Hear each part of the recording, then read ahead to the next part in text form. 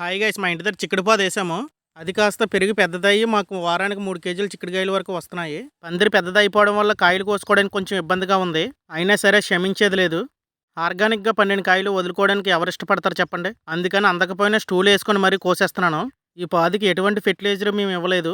మా ఇంట్లో kitchen waste ఉంటుంది కదా, ఉల్లిపాయ తొక్కలు, కోడిగుడ్లు, గులకలు, పొయ్యి బూడిది ఇటువంటివే వేస్తున్నాము దీనికి.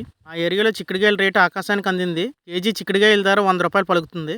మాకు ప్రతి వారం 300 సేవ్ అయినట్లే. మీరు కూడా మీ ఇంటి దగ్గర ఎటువంటి కొంచెం ప్లేస్ ఉన్నా సరే కూరగాయలు అవి పండించుకోండి. న్యాచురల్గా పండిన కూరగాయలు తింటే ఆరోగ్యానికి చాలా మంచిది. అలాగని ఒకే వెరైటీ ఎక్కువ మొక్కలు నాటుకోకండి. అవి ఎక్కువ కాసినా సరే ఏం చేసుకోవాలో అర్థం కాదు. మేము చిక్కుడుకాయలు ఎప్పుడు ముదరనివ్వము, లేతగా ఉన్నప్పుడే కోసేస్తాము. మా ఇంట్లో చిక్కుడుకాయ కూర చాలా ఇష్టంగా తింటారు. ఫ్రై అయితే అంతలా ఇష్టపడరు. నెక్స్ట్ టైంకి కొన్ని కాయలు వదిలేద్దాం అనుకున్నాము. మళ్ళీ ముదిరిపోతే వేస్ట్ అయిపోతాయి అని చెప్పేసి మొత్తం కాయలన్నీ కోసేస్తున్నాను. చిక్కుడుపాదుతో పాటు బీరపాదులు కూడా నాటుకున్నాము. మంచు ఎక్కువగా పడడం వల్ల బీరపాదులు సరిగ్గా రాలేదు.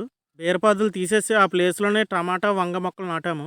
న్యాచురల్గా ఆర్గానిక్ పద్ధతిలో పండించిన కూరగాయలకు తెంపుతూ ఉంటే కిక్కే వేరు. ఈ చిక్కుడుపాదుకి ఎటువంటి డిసీజ్ వచ్చినా మేము పొయ్యి బూడిది మాత్రమే జల్లుతాము. నా వీడియో చూసిన ప్రతి ఒక్కరూ నా ఛానల్ సపోర్ట్ చేయండి. ఇప్పుడు చూస్తున్నారు కదండి, ఇవేనండి నేను కోసిన చిక్కుడుకాయలు. సుమారు కేజీ వరకు రావచ్చు.